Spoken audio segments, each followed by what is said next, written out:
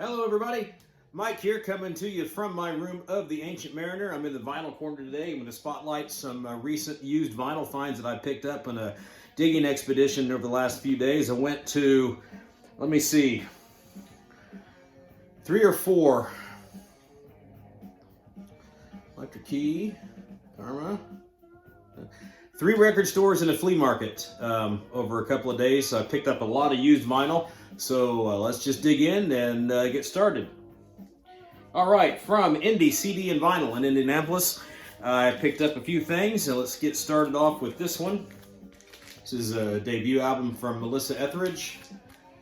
I like Melissa Etheridge. I've always thought she really knows how to rock, and this is a rockin' album.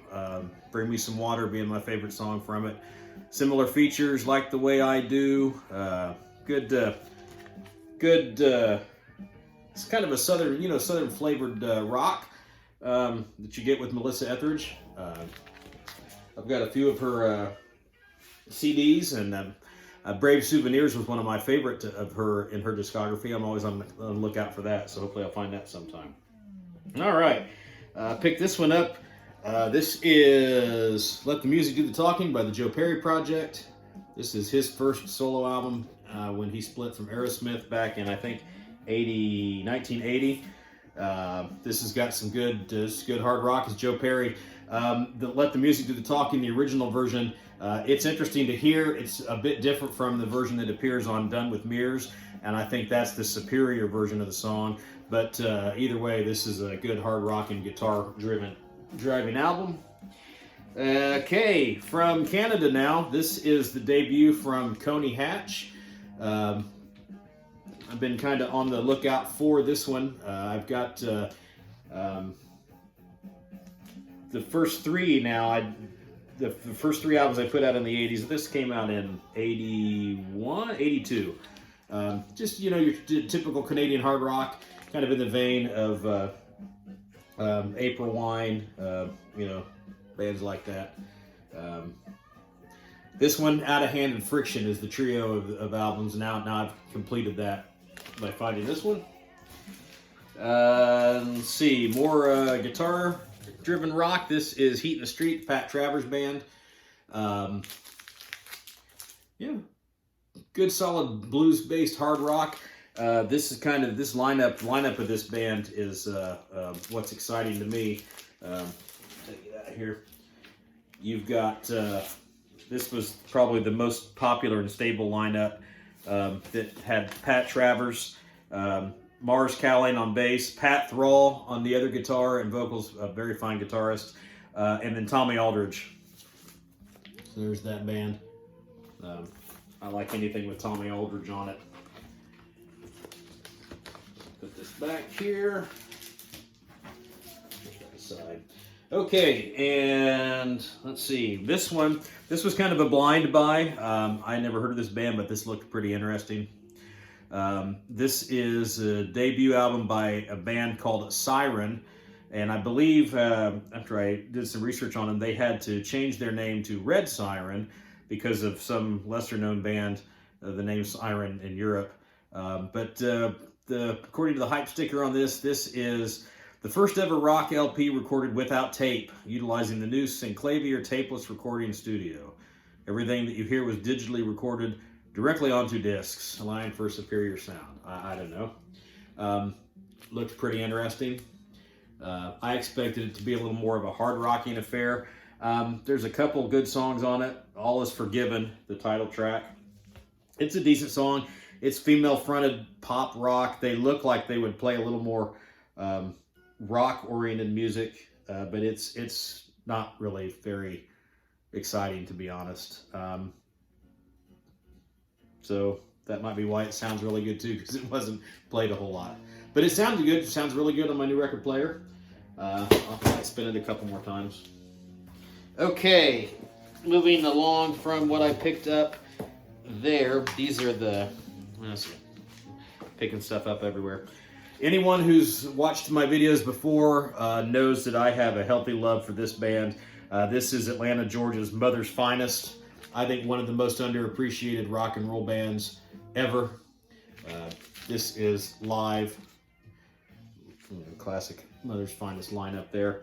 I just love this band. This came out in '79. This album was released before Iron Age, which is one of my favorite hard rock albums ever. But this is just, this sounds really, really good. It's got a cover of Somebody to Love, Fire, Mickey's Monkey, which I know, straight rips off Led Zeppelin, but it sounds great. It's got another cover of Magic Carpet Ride. But man, this band is just so amazing. Joyce Baby Jean Kennedy, she's got great pipes. Moses Moe, fantastic guitar player. Glenn Murdoch, another outstanding vocalist. And then Wizard on bass. This guy can really lay the funk down. BB Queen is his name in Mother's Finest, but he'll have a connection to the next band album I'm going to show you. Not that album, but that band. But anyway, Mother's Finest, anytime I find anything from them, I pick it up. I just love Mother's Finest. And then the final one from this dig, I'm happy to get this one. This kind of completes my vinyl collection of one of my favorite artists. This is Lightning Strikes Twice by Molly Hatchet. Ironically, though, this is one of the more difficult to find, so it's a little more pricey. But it's my least favorite of the classic Molly Hatchet discography. That being said, even though it's my least favorite, I do not dislike it at all. I like this album. I had it on cassette growing up in the 80s, and I'm always kind of on the lookout for it, and you don't see it very often, so I just decided to go ahead and pull the trigger and get it.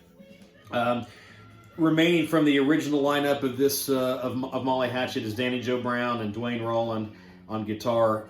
Everyone else in the band at this point was transitioning into like a Mach 2 lineup. But you have Bobby Ingram on guitars, who made his debut one release earlier,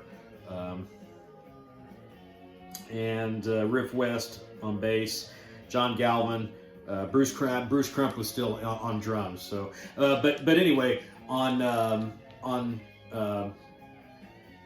BB Queen from Mother's Finest appeared on drums on a Molly Hatchet record, and you gotta forgive me because I just get old and I forget these things. But anyway, it was 2 albums prior to this, with the return of Danny Joe Brown. Fall the Peacemakers. Oh my goodness. Borden from Mother's Finest plays drums on Fall the Peacemakers. It would be the only album that he would record with or appear with for Molly Hatchet. But there's that connection. And Joyce Baby Jean, provided background vocals on the Bloody Reunion album. Then again, forgive me, I'm forgetting the track. But anyway, there's the Mother's Finest Molly Hatchet connection. So I thought that was kind of neat. Anyway, happy to have this now, and that's going to round out my Molly Hatchet vinyl collection. So that was what I picked up indie CD and vinyl. We're going to move on now to, we got from the Electric Key in Franklin, Indiana. Let's put that here. And we'll show this one first. This was a blind buy. I'm always kind of on the lookout for things that I've never had, never heard of. But what got my attention to this was that on the hype sticker, it says that Randy Burns has remixed this album. And of course, in the metal circles, everybody knows that Randy Burns has been involved with a lot of exciting heavy metal projects. But this hype sticker says, "This band, Dead End, the album Ghost of Romance. Scorching metal from the land of the rising sun. This band is the current rage in Japan, along with Loudness and EZO. They represent the new wave of Japanese heavy metal." Maybe they did, maybe not. They didn't make much of an impact here in the United States. But I thought this was an interesting pickup. I'm not going to show I'm not going to show every vinyl record, but if there's something about it that I think is interesting, I always like to show it.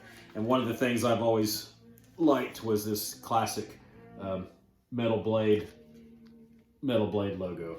So yeah, something I had never had, Metal Blade Records, Japanese metal. It's good, it's interesting, it's got some good riffs and good songs on it, but you know, I prefer loudness. We'll just say that, okay? And then what I went to that shop for, this was my intention to pick this up. This is one of the albums that one of my favorite records from back in the 80s that I had on cassette. I have a CD somewhere, but never had it on vinyl. This is Rainbow, Straight Between the Eyes. Really like this album. This has got some great Rainbow songs on it. Death Alley Driver, Stone Cold was the hit. Bring on the Night, Power, great song. Mistreated, Eyes of Fire. Just a great lineup with Rainbow this time around with, you know, obviously Richie Blackmore, Roger Glover. Bobby Rondinelli played drums on this album, and then, you know, Joe Lynn Turner, great vocalist for his stretch of Rainbow albums. So happy to have that one. And then still in the same county in Indiana, this is from the Vinyl Rescue Project. Show you the dollar, one of the few places where there's actually dollar bins. So I got a few things out of the dollar bin. This is Manfred Mann's Earth Band with Somewhere in Africa. This is from the 80s. This is like 80s kind of, 83. Just 80s kind of pop, electronic kind of stuff. A little bit different. Demolition Man was a kind of a minor hit from this album. Not really what you'd expect from a legendary band like Manfred Mann's Earth Band, but this was interesting, and you know, you can't go wrong for $1. Another pickup. You see this album a lot. This is Christopher Cross's second album, Another Page. This is really soft, you know, soft rock. I think All Right might have been the one song from this that was on the radio. Not I don't think as obvious, really not on par with his debut album, which was a fine example of what pop rock is. This is a bit softer and a little boring, but you know, when you're in the right mood and you just want to chill out a little bit, throw something like this on, good to go. And again, $1, can't lose. If you can hear it in the background, this was really exciting for me to find. This sounds great. It's in really good condition for $1. I mean, come on. I miss those days when you could go and get good vinyl for $1. Now that it's all trendy again, those days are behind us. But this is Heart with Dreamboat Annie. Nice gatefold cover, in really good shape. The record sounds really good. Magic Man, Crazy on You, Dreamboat Annie. Just a great album. Love Heart. And side one is coming to a close, sounds like. All right. Well, no, we're still going.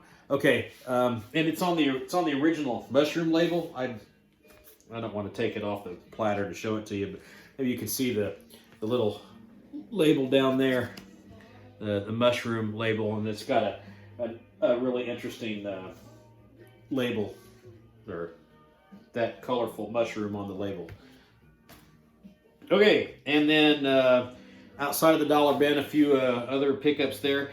This one, this is Bernie Marsden's Alaska with Heat of the Storm. Bernie Marsden, you might know him as the guitarist for early Whitesnake. There's the back. The album. I picked this one up not so much because it's you know, Bernie Marsden, but I had a compilation tape back in the day of British metal bands, and one of the cuts on that was one of my favorites was Alaska, the Sorcerer, and the Sorcerer appears on this record. So for that reason, I picked it up. Always liked that song. I think it's a really great example of the 80s power pop metal, but it's just always been one of my favorite songs. So happy to have that. And then this one was just kind of this was a blind buy too. What first caught my eye was this album cover, and I don't know if there's a direct relationship. This album predates the movie by several years. But I mean, I immediately saw this and thought about Spinal Tap. But this is a band called Pipe Dream. This is self-titled debut. It was on the ABC Records. There's the label. And then in the back, the pods are empty. But anyway, this is a band comprised of, doesn't really say, there's not a lot of information in here, really. I mean, there's no liner notes or anything, so I had to do my research. But anyway, Tim Bogert is in this band after the breakup of Beck, Bogert, and Appice, and I can't remember who else. I think maybe there's a guy from, I can't remember his name, but maybe someone from another band that I'm going to show you here later. I did some research on it, and I can't keep it really straight. But anyway, yeah, I thought it was interesting. I pick it up, but that looks like, that just reminds me of the scene in Spinal Tap where the guys are coming out of those canister things, and the bass players get stuck, and finally after the song's over he gets out, and I just couldn't help but wonder if maybe this was an inspiration for Ron Howard at all. I don't believe in coincidences, so I mean, since this came first, I feel like that might have been an influence on it. If anybody knows anything about that, feel free to comment, let me know. I just think that's interesting. And then the final thing I picked up from there, this was one of my favorite albums in high school. I played saxophone in the high school band and played in the jazz bands, and this guy was just one of my musical heroes. This is David Sanborn. This is a live album, Straight to the Heart. And this has got some absolutely smoking saxophone playing on it. Let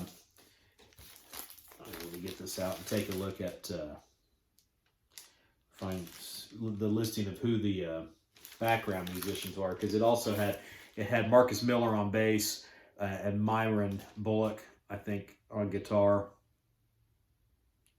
And there's a lot of other guests on here. But anyway, those guys, Marcus Miller, fantastic bass player. And there's some really, really good funk slap bass on this album too.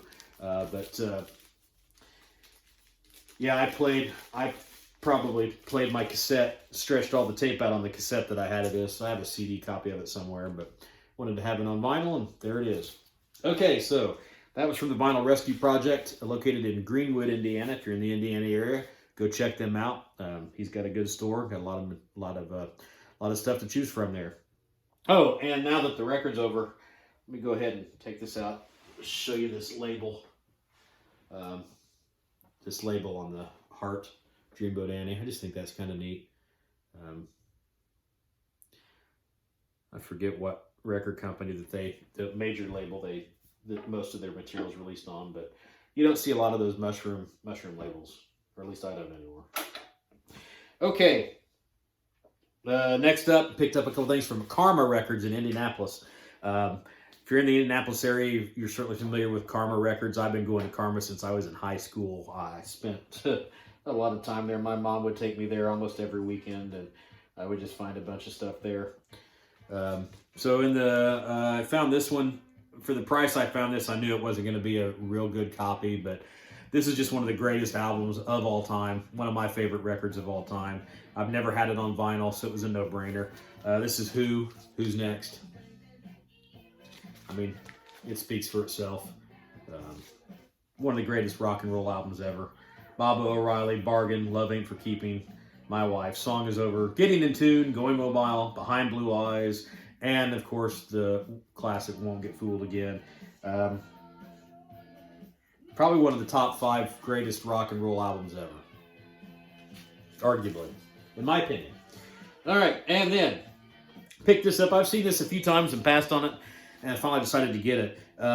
This is, they're kind of labeled as like Southern rock. I don't really think it's Southern rock. It's just kind of 80s, late 70s, early 80s driven guitar rock.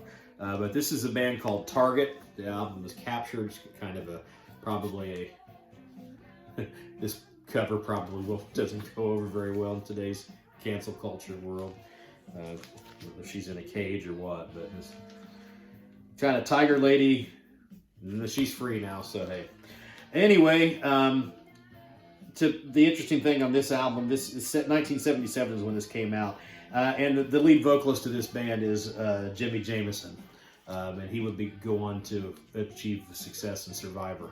But this decent. It's got some good hard rock songs on it. It's what you'd expect from, late 70s guitar kind of rock. Okay, and then the final ones I'm going to show you are from Flea Market in Mooresville, Indiana. Place is called Treasures. If you're in anywhere around that area, check them out. There's a booth in the back. The guy's got a lot of vinyl back there, and it changes out. I'm told it changes out, pretty regularly. He's adding new stuff. I had been there a couple weeks ago and found some good finds, and went back and picked up a couple things that I left behind from that first one. And we'll start with that one. This is Chilliwack with Opus 10, Canadian hard rock band. There's some pictures on the back. Been around. I mean, this was with their 10th album. They've been around a long time.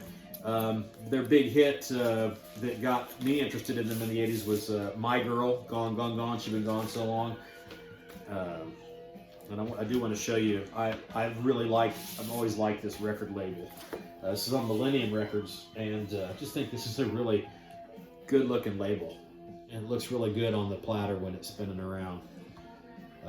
But like I said, Chilliwack they had moderate success in Canada, some minor hits in the US, but really good solid 70s, 80s style hard rock.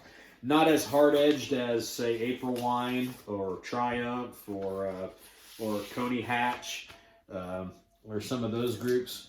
But I think they put out some pretty consistently good records. So yeah, pick this one up. Give them a listen. I always wondered what Chilliwack was. It's kind of a goofy name, I come to believe. Correct me if I'm wrong, Canadian viewers. Chilliwack is a province or city or some place in Canada. All right. This was funny because I just dug an album out a couple nights before I went to go on this dig, and I was one of the things that I was thinking about was that one of the greatest, I think, rock debut albums. One of my favorite rock debut albums was by the Georgia Satellites, and I was amazed at how that band didn't explode and become bigger than they did. And then the next day I was thinking I needed to have, that's the only album I have of theirs on vinyl.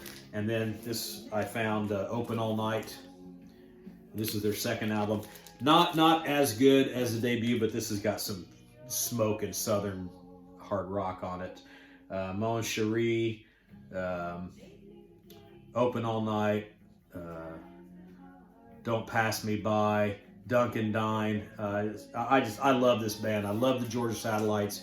They released 3 albums with their classic lineup. In the Land of Salvation and Sin is the third one. I'll be on the lookout for that to collect to kind of round out my collection. But I just thought it was really neat that I was thinking about the Georgia Satellites and this album, and then the next day there I found it. So pretty cool. This I've seen. I remember seeing this back when I was growing up. I think my best friend's brother might have had this in his collection. I didn't know a lot about this band, but we'll pick it up. It wasn't very expensive. This is the Rockets. The album is called No Ballads. I read somewhere in a biography that they said, from Detroit, this band kind of filled the gap between the MC5 and the Romantics.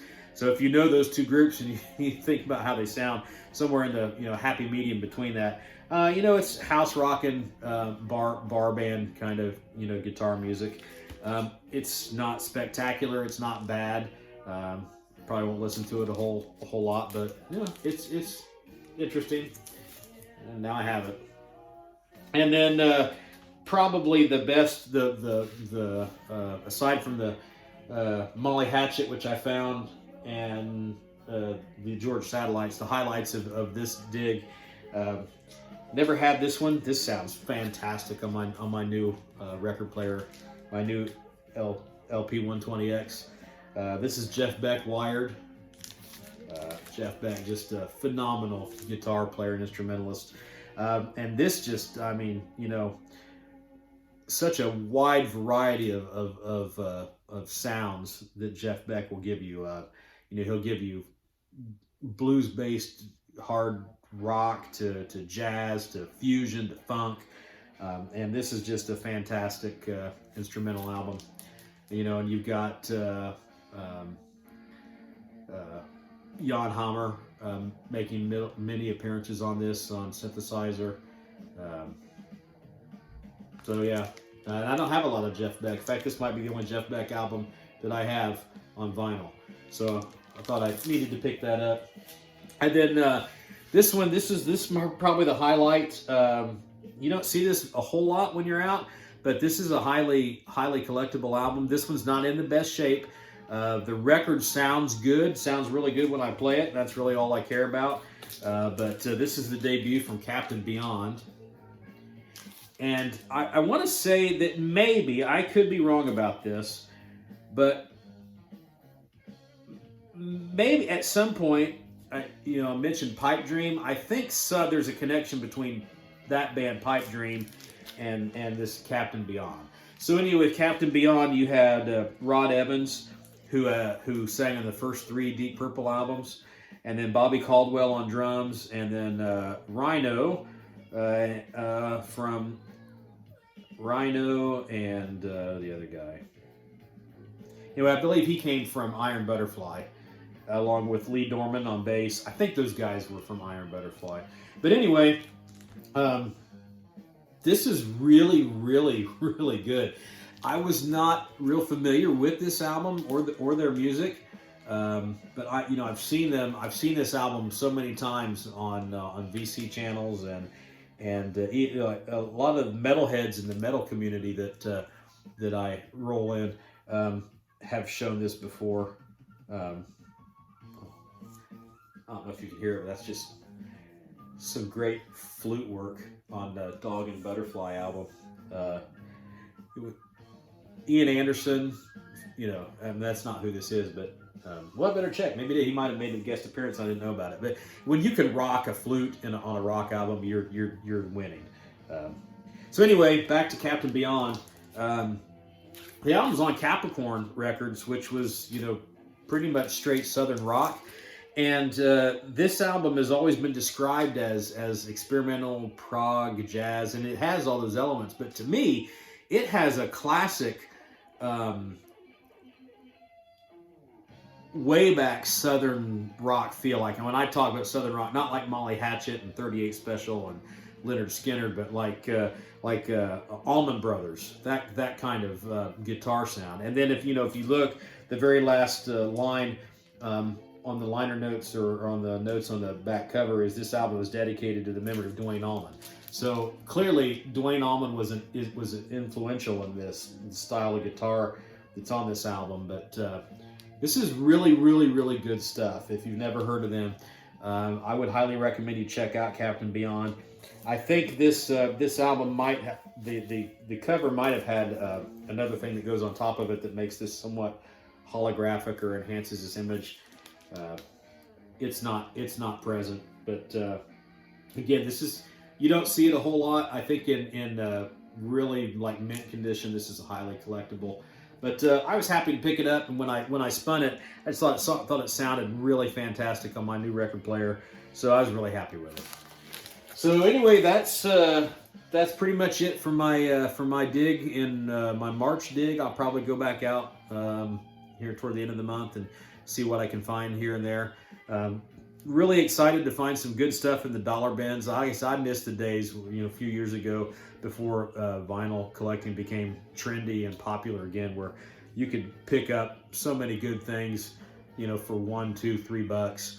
And sadly, those days are kind of behind us now, because even in crap condition, if it's a decent band or decent release, you're not going to get it for less than $3 or $4. So that's kind of the way it goes. But I'm happy with this expedition. I've got some some things I've been looking for that I will spin frequently, and a few that I might play them once. I've actually played every one of these albums already, so I've listened to all of them, and I might not listen to some of them ever again. But you know, hey, you can never have too many records. At least I don't think. Not much metal in this. Maybe only one metal album. That's my thing. You know, I'm metal. I've got to say it because it's time to go. Let them know you're metal. Bang your head. Throw the goat. And I'll catch you next time.